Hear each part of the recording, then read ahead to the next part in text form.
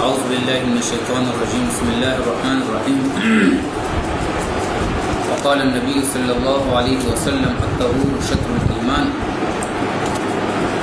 جناب نبی کریم صلی الله علیه و وسلم ارشاد فرمایي چې صفائی دا نصف ایمان دی. ایمان د هغه چې کوم نیمه حصہ نبی علیه الصلاۃ والسلام هغه ګڼلې ده، شمار کړی ده، هغه د صفائی متعلق چې هغه بیان کړو. نو د دې په حواله سره زه مولانا سعید الهادي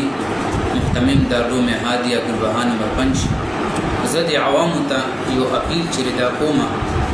د WSSP د طرفنا چې الحمدلله تقریبا د 13-14 سالونه عیدت په خیبر پختونخوا کې د صفائی په حواله سره چې دا کم مهم چلی، کم کمپین چلی، الحمدلله زاوی تخراج تحسین چې دا هم پیش کوم او الحمدلله ډیر په اعتمادي تور باندې هغه خپل کار چې دا روان کړی. نو د هر کال چې څنګه یو ترتیب رواني سخت کال دی بیا هم چې عیدت راغلي دي جامعې ته اور هغه دا هو چې تاسو یو پیغام چې دا ورکې دی عوامو ته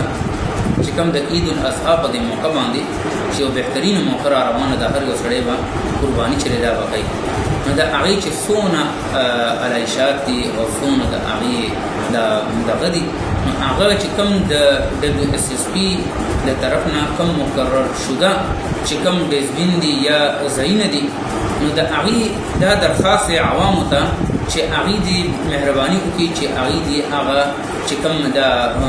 فضلات دي یا چې کوم علایشات دي هغه دې هغه خپل مقرره ځینو ته چې هغې ته هغه ورسوي. نو الله رب العالمین دې زمونږ او ستاسو دا قربانۍ دا هم په خپل دربار کې قبول او منظور کړي او الله رب العالمین دې موږ په صحیح معنا سره